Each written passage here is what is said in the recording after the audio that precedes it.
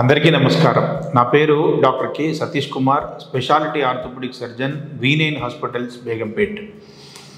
Physiotherapy, మోకాలు మార్పిడి operation ఈ రెండిటికి విడదీయరాని సంబంధం ఉంది.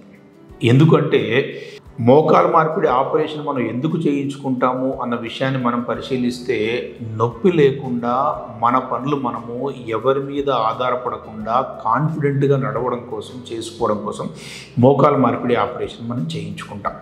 మరి ఇది రిజల్ట్ రావాలంటే, ఈ గోల్ రావాలంటే ఏంటి ఆ గోలు? నొప్పి లేని మోకాలు మూమెంటు. ఈ గోల్ రావాలంటే మెయిన్గా మనకు ఉపయోగపడేది ఏమిటంటే కండరం. దాన్ని ఏ కండరం వల్ల ఎక్కువగా మనకి ఇబ్బంది వచ్చే ఛాన్స్ ఉందంటే క్వాడ్రిసెప్స్ అనే కండరం వల్ల. ఈ క్వాడ్రిసెప్స్ అనే కండరంలో క్వాడ్రా అంటే 4 అని అర్థం, చాలామందికి తెలిసింది.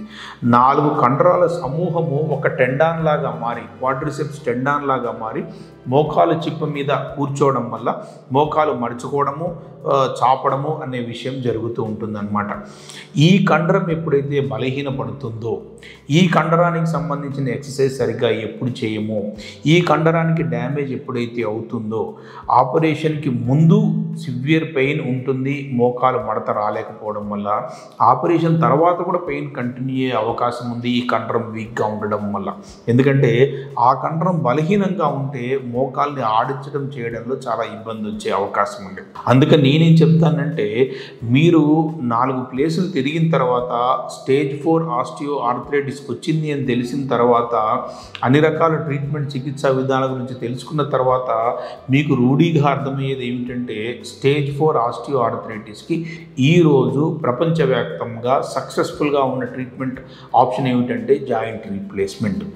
సరే, అది రోబోటిక్కా, నాన్ రోబోటిక్కా అనేది ఇక్కడ ఈ టాపిక్లో మనం మాట్లాడుకునేది కాదు. జాయింట్ రీప్లేస్మెంట్ అనేది సక్సెస్ఫుల్ ట్రీట్మెంట్ ఆప్షన్ అనే విషయం మీకు తెలుస్తుంది.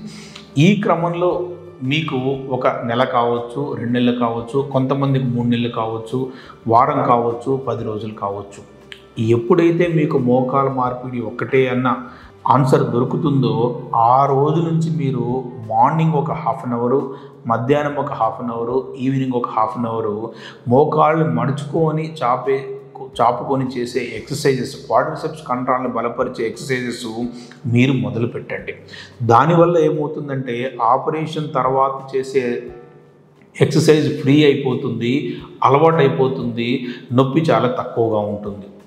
దీనికి తోడుగా నేనేం చేశానంటే, అసలు మోకాలు మార్పిడి ఆపరేషన్ చేయాలంటే చర్మాన్ని కట్ చేయాలి, కండరాన్ని కట్ చేయాలి, పాడైపోయిన ఎముకనంతా తీసేసి కొత్త జాయింట్ పెట్టేసి మళ్ళీ కండరాన్ని కుట్టేసి చర్మాన్ని కుట్టేసేసి.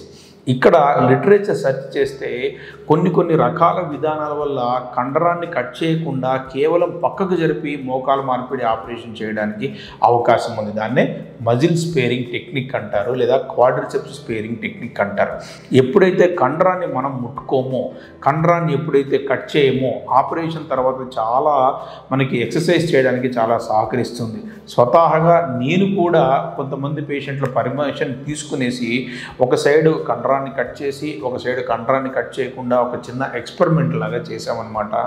డెఫినెట్గా ఎక్కడైతే కండరాన్ని కట్ చేయలేదో అక్కడ నొప్పి అనేది చాలా తక్కువగా ఉంది, కట్ చేసాము అక్కడ నొప్పి అనేది ఎక్కువగా ఉంటుంది.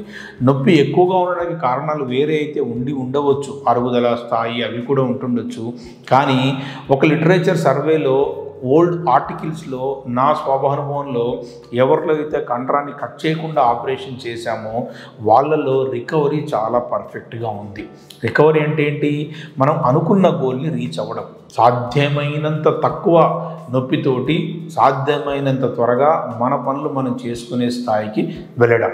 యూజువల్గా ఎవరైనా కానీ మంచం మీద పడుకోవాలని కానీ, ఎక్కువ రోజులు బెడ్ రెస్ట్ తీసుకోవాలి కానీ ఎవరు కూడా ఆలోచన చేయరు. సో ఆ క్రమంలో మనము ఎక్కువ రోజులు త్వరగా మనం బెడ్ నుంచి లేచి సాధ్యమైనంత త్వరగా మన పని మనం చేసుకోవాలి అంటే ఉపయోగపడే టెక్నికే ఈ మజిల్ స్పేరింగ్ టెక్నిక్. సింపుల్గా ఏం చేయాలంటే, కండరాన్ని కట్ చేయకుండా ఆపరేషన్ చేయించుకోవడం వల్ల వచ్చే నొప్పి రొటీన్ కన్వెన్షనల్ జాయింట్ రీప్లేస్మెంట్ కన్నా కానీ 40 to 50% తక్కువగా ఉంటుంది. Almost comparable to the robotic joint replacement. Robotic joint replacement ఇప్పుడు ప్రాచుర్యంలోకి వచ్చిన ప్రధానమైన కారణం ఏమిటంటే ఖచ్చితత్వం. ఎముకని మిల్లీమీటర్లో 10వ వంతు నుంచి కూడా కట్ చేస్తుంది. తర్వాత కండరాల్ని ఎక్కువగా ముట్టుకోకుండా ఎంత కావాలో అంత మాత్రమే కట్ చేస్తుంది. అది లోపల వరకు కూడా వెళ్ళి కట్ చేస్తుంది కాబట్టి ఎక్కువగా జాయింట్ని ఓపెన్ చేయాల్సిన పని లేదు. అవన్నీ వాటి వల్ల ఏమవుతుందంటే ఆపరేషన్ తర్వాత నొప్పి తక్కువగా ఉంటుంది. సేమ్ రిజల్ట్ మన ఈ క్వాడ్రిసెప్స్ స్పేరింగ్ టెక్నిక్ తోటి వచ్చింది. నేను చేసి ఎంతోమంది పేషెంట్ల ఫీడ్బ్యాక్ తీసుకొని మీకు చెప్తున్నాను. జాయింట్ రీప్లేస్మెంట్ స్టేజ్ 4 ఆస్టియోఆర్థరైటిస్లో చేయించుకోవాలి. అది హిప్ జాయింట్ అయినా కానీ, నీ జాయింట్ అయినా కానీ, షోల్డర్ జాయింట్ అయినా కానీ. నీ జాయింట్లో క్వాడ్రిసెప్స్ స్పేరింగ్ టెక్నిక్ చేసేసి సాధ్యమైనంత తక్కువ నొప్పితోటి సాధ్యమైనంత త్వరగా మీ దైనందిన జీవితంలో కావాల్సిన పనులు చేసుకోవడానికి ఉపయోగపడే టెక్నిక్ క్వాడ్రిసెప్స్ స్పేరింగ్ టెక్నిక్. నిరభ్యంతరంగా ఏ విధమైన అనుమానాలు లేకుండా ఈ టెక్నిక్ చేయించుకొని జాయింట్ రీప్లేస్మెంట్ను ఉన్న భయం నుంచి బయటపడిపోయేసి త్వరగా మీ పని మీరు చేసుకోవచ్చు. నమస్తే.